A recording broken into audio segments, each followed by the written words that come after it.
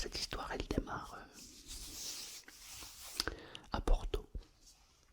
Nous allons appeler notre héros Sébastien. Pourquoi Sébastien? Parce que j'aime bien. J'ai croisé un Sébastien dans ma vie que j'apprécie énormément. De temps en temps, il regarde des vidéos. Seb, je te fais un gros bisou.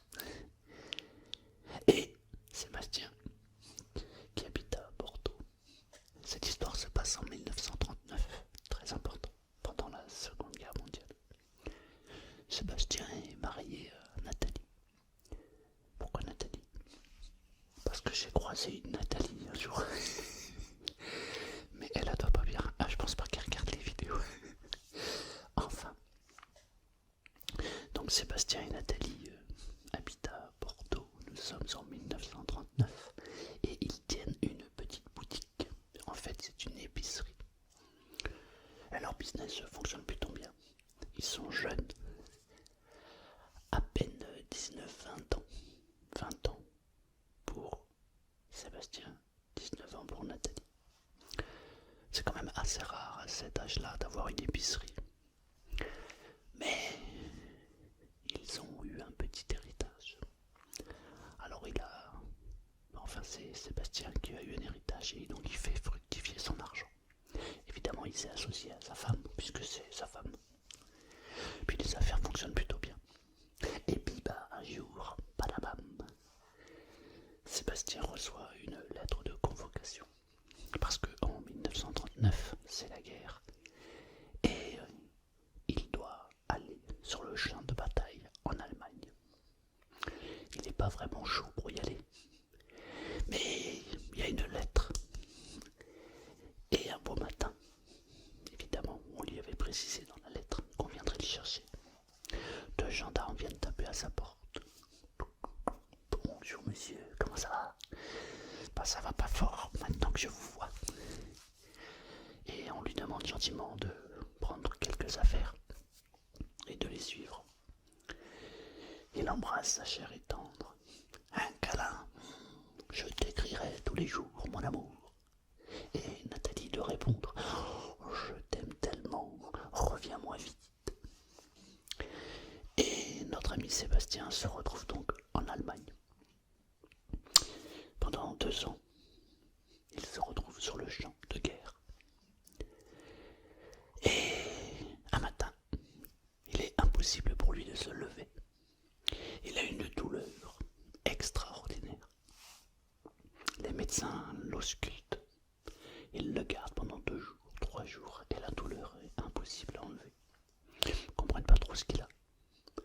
Et en fait, finalement, ils arrivent à trouver ce qu'il a. C'est une maladie qui est plutôt assez grave. Mais là, on est sur le champ de bataille. Et on n'a pas de temps à perdre avec ce genre d'individu. Alors, bon an, mal an, on s'en débarrasse. Et les médecins militaires en Allemagne disent pas qu'il reparte chez lui. Il n'a rien à faire ici. De toute façon, il est trop mal en point. Notre ami Sébastien est rapatrié à Bordeaux. Nous sommes donc en 1941. Il retrouve sa chair et tendre et sa fameuse boutique. Il se retape tranquillement, plutôt rapidement même. Au bout de 15 jours, il va beaucoup mieux. Il se passe 15 jours encore, ce qui fait donc 1 mois après son arrivée dans sa boutique. Voilà qu'il se présente à sa boutique. 4 hommes habillés de noir vêtus, avec des grandes vestes en cuir. 2 Français, 2 Allemands. Ils font éruption dans la boutique. Ils voient Nathalie. Où est monsieur Sébastien?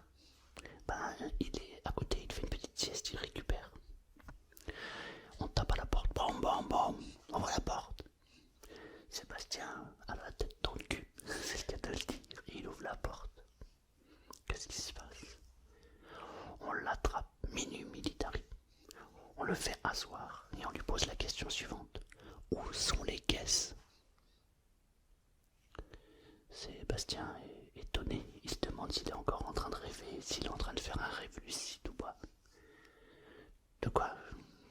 Lesquelles caisses? Où sont les caisses? deux Allemands qui parlent.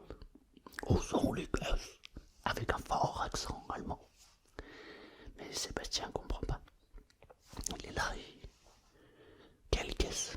De quoi vous me parlez? De quelle caisse? Je viens d'être... Tais-toi, tais-toi. On ne veut savoir que où sont les caisses. Et Sébastien ne comprend pas. Nathalie entre dans la pièce, un peu étonnée. Et un des deux Français dit à Nathalie: veuillez récupérer une veste, on l'embarque. Sans plus attendre, elle saisit un gilet qu'elle lui tend. Sébastien a à peine le temps d'enfiler sa veste qu'il est déjà dans la voiture de ces 4 personnages. Ces 4 personnages font partie des SS, ouais, les services secrets, pas vraiment secrets, mais bon, allemands. C'est la pire espèce. D'ailleurs, dans chaque époque, il y a toujours une pire espèce. En ce moment, il y en a. Et du coup, on l'emmène dans une pièce. Il se retrouve avec des spots sur lui. On commence à prendre une pince, à poser sa main sur la table, et on commence à lui enlever un ongle. Où sont les caisses? Notre ami souffre le martyre. Déjà parce que ça fait que 1 mois qu'il est de retour à Bordeaux. Et puis en plus on vient de lui enlever un ongle. Moi je me suis déjà fait enlever un ongle une fois. Pour ceux qui suivent la chaîne, vous le savez, un jour j'ai cuisiné, j'ai fait ça et mon ongle est parti. Waouh, ça fait mal. J'ose même pas imaginer sa douleur à lui.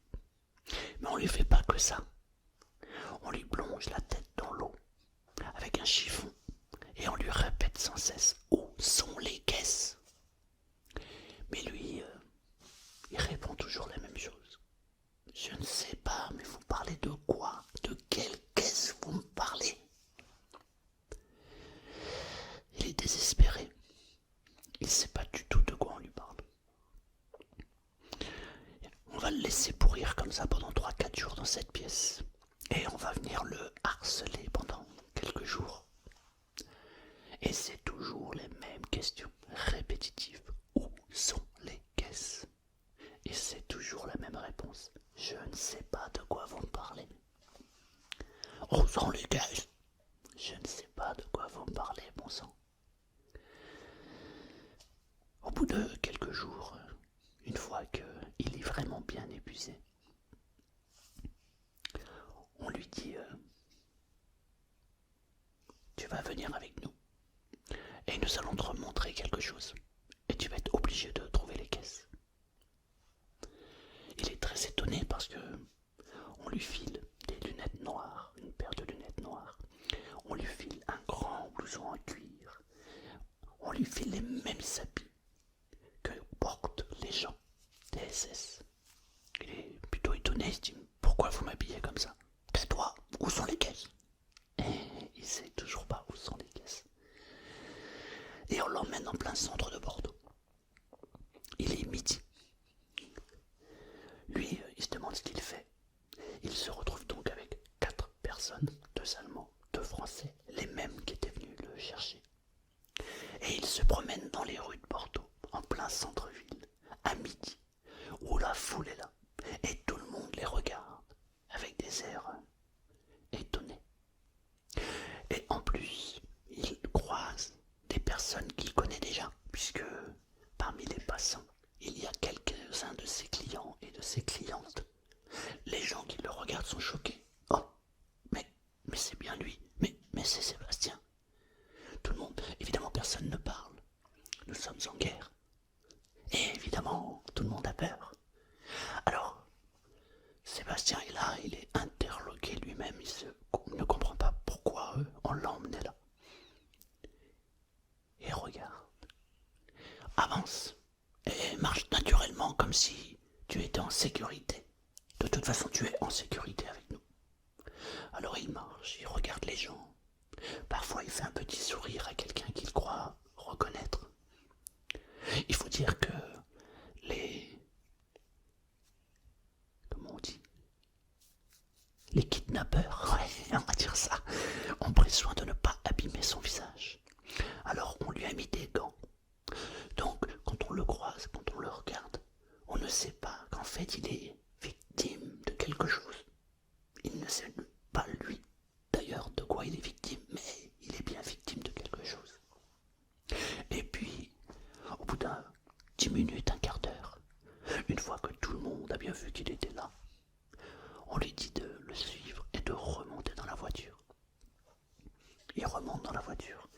repart dans la pièce où il avait été. On lui repose les mêmes questions. Où sont les caisses? Où sont les caisses? Et il répète la même chose. Mais je ne sais pas de quoi vous me parlez. Je ne comprends pas ce que vous me dites. 2 jours plus tard, on vient le chercher. On le pose dans une voiture. Il est attaché, menotté. Et il part en direction de Paris. Il arrive à Paris, dans une grande salle. Il comprend toujours pas ce qu'il fait là. Il regarde. Il voit des militaires partout, avec des grades. Et il se rend compte qu'en fait, il est dans un tribunal militaire. Il passe devant ce qu'on peut appeler un juge, mais qui n'est pas vraiment juge. Là, gars le regarde et lui dit: Sébastien Lemarche. Oui. Où sont les caisses? Et il répond la même chose. Mais je ne sais pas de quelle caisse vous me parlez. Et il aimerait qu'on lui explique. Mais il n'a pas le temps. Le juge prend le marteau et bing! Vous êtes condamné à mort pour terrorisme. Il se prend la tête comme ça, entre les mains. Terroriste. Et il n'a pas le temps de lancer un mot, une phrase. Qu'on le menotte dans le dos. On l'attrape et on le jette à l'arrière d'un fourgon. Direction un endroit mal fréquenté. Cet endroit n'est fréquenté que par la mort. Une mort certaine. Il est accompagné de 2 personnes. Une au volant, une autre personne qui se trouve sur le siège passager. Et lui, il est derrière, les mains dans le dos, attachées. Un miracle va se produire. À peine 5 minutes après avoir démarré, le véhicule fait une embordée et fait une roulade. Les 2 personnes qui étaient devant décèdent sur le coup. Et lui, miraculeusement, il n'a absolument rien. Il est pas loin du quartier latin, à Paris. Il commence à sortir du véhicule. Il se traîne par terre. Parce que certes, il n'a pas eu de séquelles suite à cet accident de voiture. Mais je vous rappelle qu'il n'a plus d'ongles. Et il a été bien amoché. Il sort, il se relève. Et là, il y a les gens tout autour qui voient l'accident. Ils voient ce monsieur avec les mains dans le dos. Et par un réflexe, un énorme réflexe tellement beau, magnifique, de solidarité, les gens entourent la voiture et il se fait attraper par ce qu'on appelait à l'époque les résistants. 2 personnes l'attrapent, comprennent qu'effectivement il avait été pris prisonnier et l'emmènent à part. Il y a des voitures de police et de militaires qui arrivent. Ils font écarter les personnes. Ils constatent que les 2 personnes sont décédées, mais il manque Sébastien. Sébastien va rester pendant 2 ans, au chaud, bien traité, planqué au quartier latin. Il va faire partie d'une petite cellule de résistants. Et il va se requinquer. Il repense souvent à sa femme. Il aimerait lui écrire, il aimerait lui donner des nouvelles. Mais compliqué, très très compliqué. Parce que s'il donne des nouvelles, il a peur que la lettre ou les courriers soient interceptés. Donc il ne va rien faire et rien dire et il va attendre. Et oh miracle, mon beau miracle, on annonce que la guerre est finie. Oh, la guerre est terminée. Il fête la victoire. Il est heureux, il va pouvoir retourner à Bordeaux et retrouver sa femme. Pour lui, tout ça ne seront que des mauvais souvenirs. Il prend le train et il arrive à Bordeaux. Il retourne dans l'épicerie. Il est très étonné, sa femme n'est plus là. Il se dit, bon, elle a dû se cacher pendant la guerre, elle a dû faire quelque chose. Bon, en attendant, lui, il reprend ses activités. Pendant 1 mois, pendant 2 mois, il va continuer exploiter son commerce. Il se demande vraiment où est sa femme. Il se dit elle va revenir quand même. Mais toujours pas de nouvelles au bout de 2 mois. Par contre, au bout de 2 mois, on vient taper à la porte à 6 heures du matin.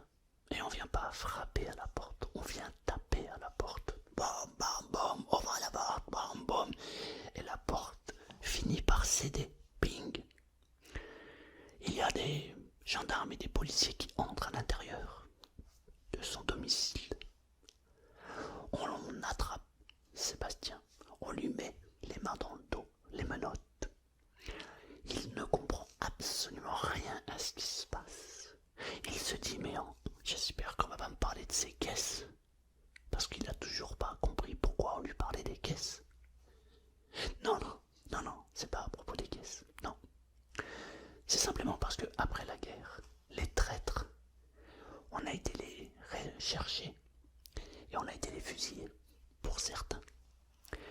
Et lui, il y a une trentaine de témoins qui l'ont vu à Bordeaux en plein midi, un jour, 2 ans avant,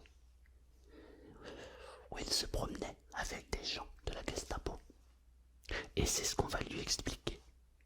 Sébastien explique aux enquêteurs qui sont face à lui que c'était pas ça du tout. Qu'on l'avait arrêté pour une histoire de caisse et qu'un beau matin, à midi, on l'a emmené sur la place faire un tour et qu'il avait toujours pas compris pourquoi on l'avait emmené faire un tour. Non, vous êtes un traître à la nation, monsieur. Vous êtes condamné à la peine de mort. Boum. 2 fois. On va prendre notre héros et on va le mettre dans une cellule. Et là, dans la cellule, il va se retrouver avec plein de traîtres à la nation. Et il va retrouver un des 2 Français qui était venu le chercher la première fois. Il le voit. Il est interloqué, estomaqué, il est surpris. Et le type le reconnaît. Il lui dit « Ah, mon pauvre monsieur, vous êtes là, vous, traître à la nation ?» Il dit « Je ne comprends pas ce que je fais là, mais peut-être que vous pouvez m'expliquer cette histoire de caisse. » Et le monsieur qui est là n'a rien d'autre à faire que de parler. Alors il va lui expliquer qu'est-ce que c'est que cette histoire de caisse. Eh bien en fait c'est une histoire qui est très simple. La coquine Nathalie, car c'est une coquine, avait fricoté avec un général allemand pendant que notre ami Sébastien était en train de se faire taper en Allemagne. Ouais. Elle n'avait pas eu d'autre idée que de trouver un Allemand comme amant.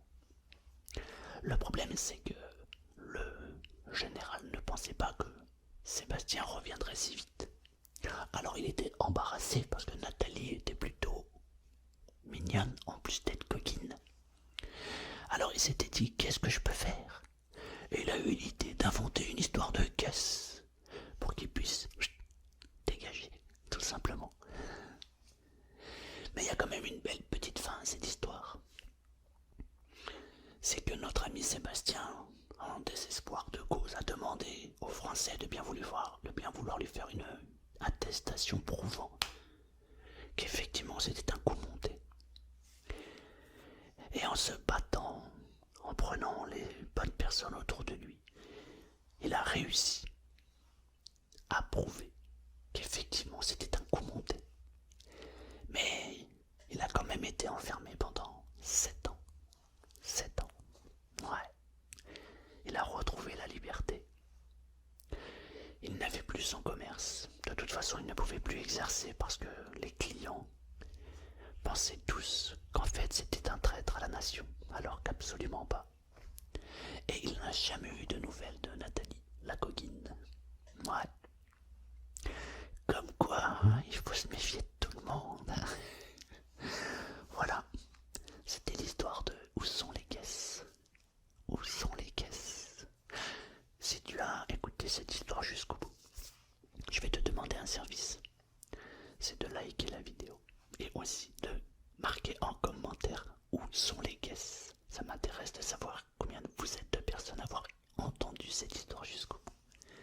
où sont les caisses? J'espère que ça vous a plu et je vous dis